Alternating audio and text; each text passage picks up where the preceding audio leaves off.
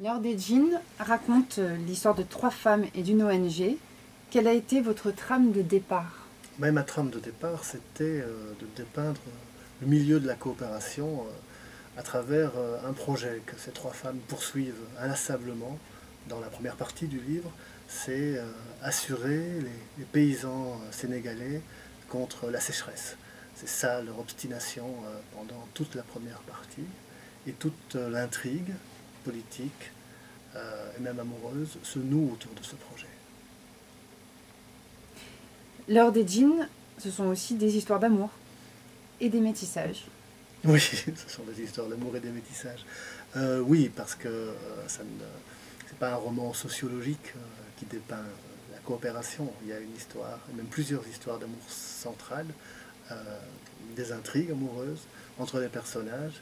Et en effet, ça peut être perçu, peut-être, ou pas, comme une métaphore, en fait, des rapports entre l'Afrique et l'Europe, des rapports entre l'islam et l'Occident, parce qu'aujourd'hui, évidemment, on a tendance à n'y voir que des antagonismes, alors qu'en fait, il y a aussi des attirances profondes, il y a des affinités mutuelles.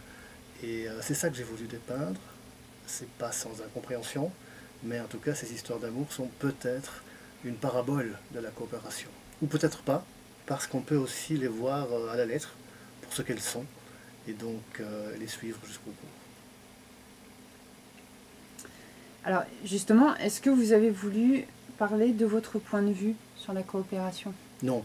Bien sûr, j'ai un point de vue sur la coopération, même si je suis en contradiction avec moi-même, souvent, comme beaucoup de coopérants sûrement, ou d'anciens coopérants. Mais j'ai voulu montrer, je n'ai pas voulu démontrer. Et donc, c'est un roman un peu polyphonique. Il y a plusieurs voix discordantes ou dissonantes sur la coopération, sur ce qu'elle est, ce qu'elle fait. Et au bout du compte, le lecteur jugera ou en tout cas s'imprégnera euh, de la question. C'est un roman où on s'imprègne beaucoup des ambiances, du métier, du climat autour de, ce, de la coopération développement. Et justement, à nouveau, vous sentez-vous plutôt l'âme d'un paysagiste ou d'un portraitiste? C'est une bonne question, Emmanuel. Les, les deux, paysagistes sûrement, parce il y a disons, 5 personnages dans mon livre, L'heure des djinns.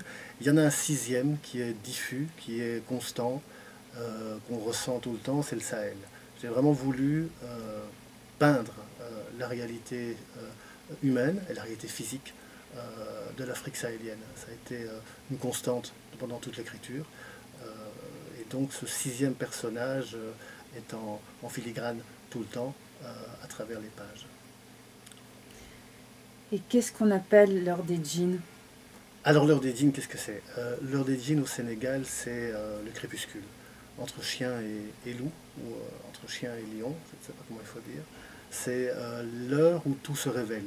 Au Sénégal, c'est l'heure où on dit que les djinns, c'est-à-dire les démons, on dit djinné plutôt en Afrique, sortent des baobabs, ils sortent des cimetières, ils sortent des ruelles sombres. C'est l'heure où tout se révèle. Et c'est l'heure où les personnages souvent se révèlent à eux-mêmes et où les situations révèlent toute leur face. C'est un peu le moment où on voit la face cachée de la lune. C'est l'heure des djinns, c'est entre 17h30 et 18h, quand le soleil se couche. C'est une heure très ambivalente, parce que les djinns sont ambivalents dans la tradition animiste africaine, positif et négatif. Il y a un très beau proverbe wolof qui dit que c'est l'étranger qui te révèle à toi-même.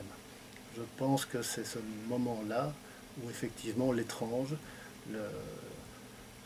cette rencontre entre le monde visible et invisible, c'est à ce moment-là que les choses se révèlent dans le roman. C'est pour ça que j'ai choisi ce titre-là qui en wolof se dit Timis.